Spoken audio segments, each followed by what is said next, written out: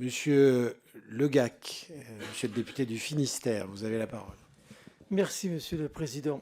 Eh bien, écoutez, ravi d'abord d'accueillir le ministre pour la première fois au sein de notre délégation et ravi aussi d'entendre ses propos liminaires autour de la décentralisation et de la différenciation et d'essayer à chaque fois que c'est possible de trouver une réponse adaptée à chaque territoire.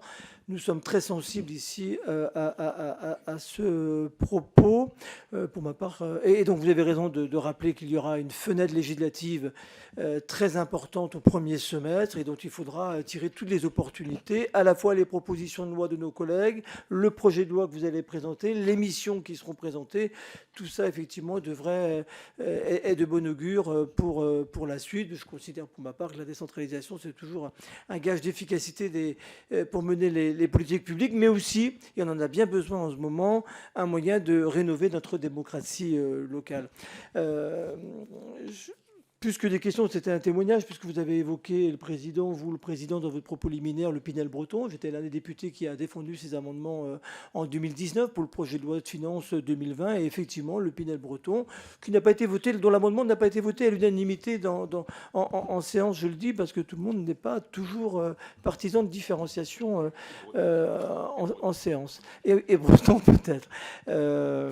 Non, mais ce que je voulais vous dire, puisqu'une question, c'était en plus, dans la fenêtre qu'on évoquait tout à l'heure, il y a effectivement le rapport Woerth, très attendu aussi sur la décentralisation, la différenciation, et j'espère que vous serez auditionné, et j'espère que vous apporterez votre contribution sur le logement auprès de notre collègue Woerth. Non, ce que je voulais dire, c'est qu'il ne faut pas non plus complètement repartir à zéro, et qu'il faut sans doute s'appuyer sur l'existant, de ce qui a fait ses preuves. Je parle de la Bretagne, vous parlez beaucoup de Dunkerque, vous avez raison, parlons de ce que l'on connaît le moins mal, nos territoires. J'ai été élu local aussi, et en Bretagne, nous avons le CRRH, notamment, qui fonctionne bien, le comité régional de l'habitat et de l'hébergement. Nous avons une CTAP qui fonctionne bien aussi, commission territoriale de l'action publique. Donc il faut s'appuyer sur toutes ces techniques, sur toutes ces structures qui existent déjà. Et quand vous parlez notamment du chef de filât, je pense qu'on n'est pas forcément obligé d'avoir un même chef de filât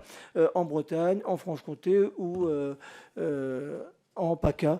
Donc voilà un peu, vous dire que nous serons vraiment derrière vous si vous portez ces politiques de différenciation, de décentralisation, et que nous vous soutiendrons de tout cœur. Voilà, merci.